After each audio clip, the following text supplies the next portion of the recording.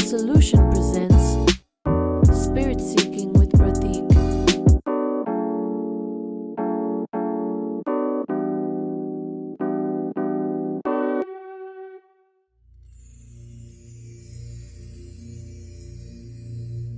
In the previous video, we spoke about how to have a non-utilitarian relationship with oneself. When you finally learn how to sit with yourself, just be with yourself, not expect anything, not condemn oneself,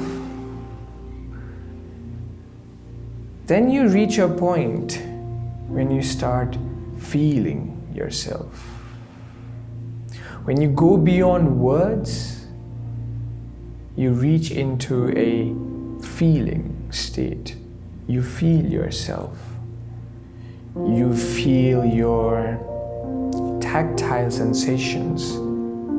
You feel your body touching different elements of the environment, your clothes, the ground. And then you will start feeling your mind. This useful and brilliant brain of yours that is constantly trying to keep you in track, out of danger, and trying to take you to a progressive road. And then you start feeling this being, you start witnessing this being, whatever you call it, the spirit or the soul. Once you reach that state of feeling, of witnessing oneself, you will realize that you're such a beautiful being. Not because you do good things or you have good things or you are good things, but simply your existence is so blissful in itself. You are such a kind person. You're so good at heart.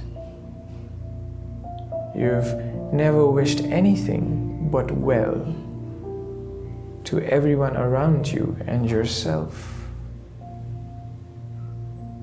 Maybe circumstances took you to places, maybe circumstances made you do things that were not exactly according to your moral values, but deep down, you always want to do the right thing. So whether you're a politician or a priest or a simple sweeper or a cleaner, all of us want to do good, want to be good. And you realize that you're actually a very good person when you start spending time with yourself. When you start spending peaceful time with yourself. When you start building a non-utilitarian relationship with yourself. When you do that, gradually you start getting empowered from within. Previously, if you did some action out of competition or jealousy or envy or any of those reasons, you will start moving beyond them. You will start doing good just for the sake of doing good. You'll stop expecting things in return.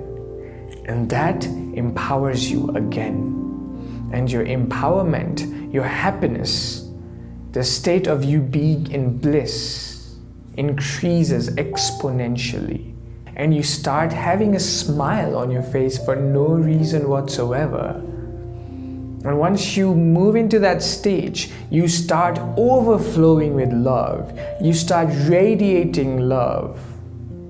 And even if you want to contain inside, you can't, because you're so satisfied with yourself that it starts getting emitted, starts getting projected out into your environment.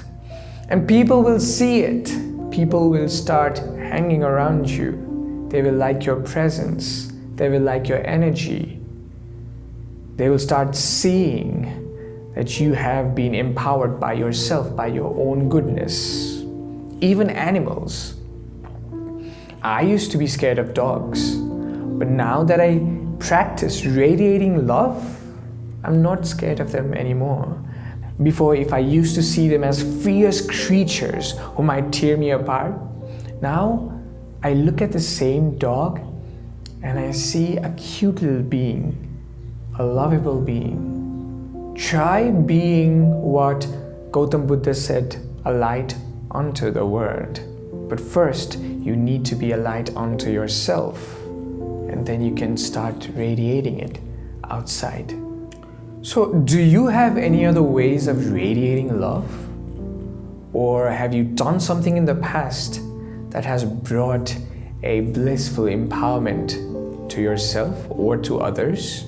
Or is there something that limits you to express and spread your love and your light around in this world? Share your thoughts and let us know in the comment section down below.